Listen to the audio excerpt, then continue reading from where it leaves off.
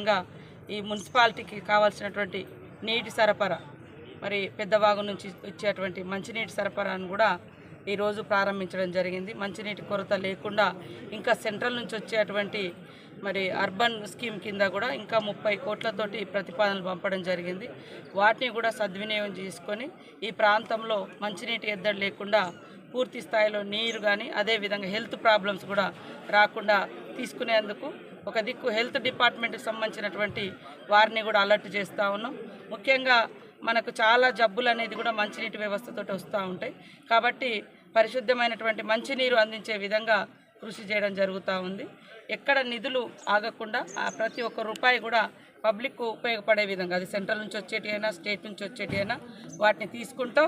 తప్పకుండా ప్రతి మారుమూల గ్రామాలకు వాడలకు నీళ్ళు అందించే విధంగా కృషి చేస్తామని తెలియజేస్తా ఉన్నాం. ఈరోజు మొత్తం ఆసిఫాబాద్ జిల్లాలో మరి ఇప్పుడు ఇంకా కాగజ్ నగర్తో పాటు ఆసిఫాబాద్ నియోజకవర్గంలో కూడా చాలా ప్రారంభ కార్యక్రమాలని వాటన్నింటిని కూడా అందరం ప్రజాప్రతినిధులం అందరం కలిసి ప్రారంభించడం జరుగుతుంది.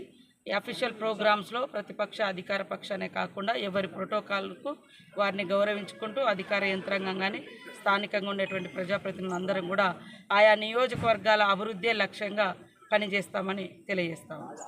ఇంకొక చిన్న బాధాకరమైనటువంటి సంఘటన, మరి మాజీ మంత్రి గారు కాంగ్రెస్ పార్టీ రాష్ట్ర అధ్యక్షులుగా పనిచేసినటువంటి గొప్ప అనుభవం ఉన్నటువంటి నాయకుడు డి శ్రీనివాస్ గారి మృతి మా అందరికీ కూడా తీవ్రమైనటువంటి ఆవేదనను కలిగించింది.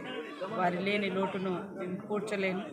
కానీ వారి కుటుంబానికి అందరం మరి అండదండగా ఉంటూ వారి ఆత్మకు శాంతి కలగాలని కోరుకుంటూ, అదేవిధంగా నాకు అత్యంత సన్నిహితంగా ఉండేటువంటి అంటే పార్టీలు ఈ మధ్య కాలంలో మారినప్పటికీ మేము వేరువేరైనప్పటికీ దాదాపుగా 20 సంవత్సరాలుగా సుదీర్ఘ పరిచయము అనుబంధం ఉన్నటువంటి రమేష్ రాథోడ్ కూడా ఈ జిల్లాకు ముఖ్యంగా ఇవాళ మనం ఆదిలాబాద్ ఉమ్మడి ఆదిలాబాద్ జిల్లాకు ఒక ఎమ్మెల్యేగా, చైర్మన్గా, జిల్లా పరిషత్ చైర్మన్గా, మరి అదేవిధంగా ఎంపీగా కూడా సేవలు అందించి ఈ మారుమూల ప్రాంతాల అభివృద్ధి కోసం కృషి చేసినటువంటి ఒక మరి ట్రైబల్ లీడర్గా ఎదిగినటువంటి రమేష్ రాథోడ్ గారు కూడా మరణించడం మా అందరికీ బాధ కలిగించింది. వారి కుటుంబానికి